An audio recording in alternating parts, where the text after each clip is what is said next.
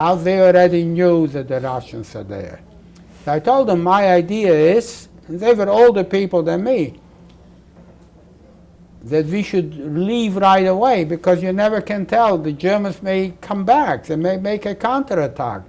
Why take a chance? They said they can't leave. They had 2 little children, 3 children. So I said, I'm sorry to leave you, but I'm going to leave right away. I'm not staying. So I left with that peasant. We walked 50 kilometers on that day to the next city. So on the way to the city, we came to the city, and the first thing, we went all the way, the roads, nobody stopped us, nobody asked anything. On the contrary, we stopped at a bombed out place where the Russians were, the Germans bombed the Russians, and we found a military truck with brand new clothes. I didn't have any clothes, so I picked up from that military truck a beautiful military suit and boots, and I put them in a rucksack I found, and I put it in the rucksack and I carried it with me.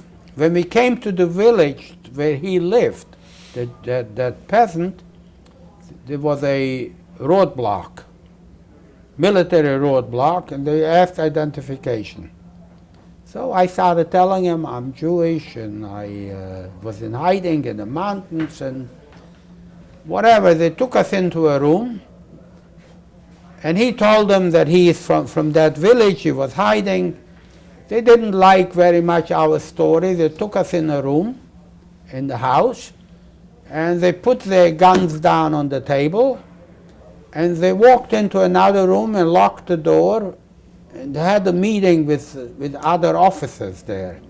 So that peasant opens the window. He says, my house is across the street here. And we went right out the window. The window was very low. We went right out into his house. It was late at night. His wife was still up with children. His wife almost collapsed because she hasn't seen him in about 2 years. And we were in his house. And that woman was very nice. The first thing I did, I didn't have any shoes, so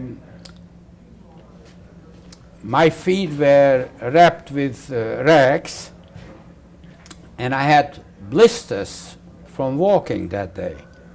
So she took a pail with hot water, with vinegar put in, and I was soaking. She put my feet, I should sit down and put my feet in the next thing I found out that I woke up hours later with my feet in the tap. Mm-hmm. Yeah. Do you know what happened to your brother Frank? Pardon? Do you know what happened to your brother Frank after? I'll get to it. So the next day, I stayed there one day. I couldn't walk till the blisters got soft, and she was able to open them up. And the second day I left. I went back to the city. The first thing I asked a person on the street, were there any Jews, any synagogues in that city? It's a big city. So he said, I'm Jewish. And I asked him, where are you from? He says he's from Humana, which is next to our town.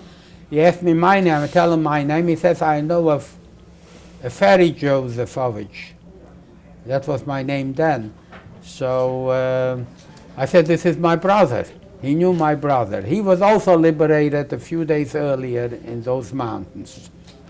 So he gave me directions how to go back. All I was aiming to go back to my hometown. But to go back to my hometown where I was born, the country wasn't liberated yet.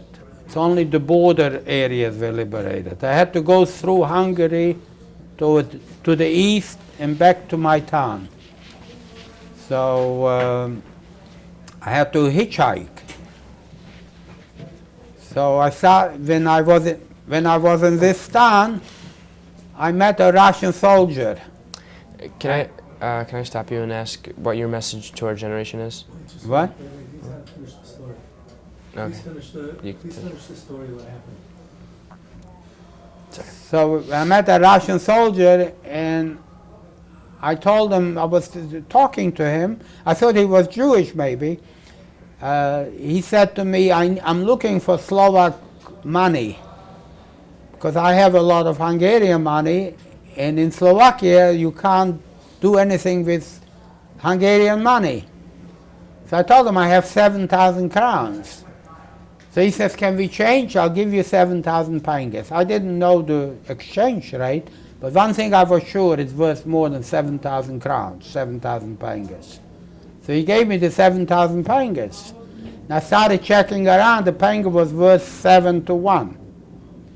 So I changed these pangas back to crowns, so I had 49,000 crowns. And I thought this is a good business. So during the day, I changed over a few times, and I ended up with 343,000 crowns. Wow. A whole bag on my back with money.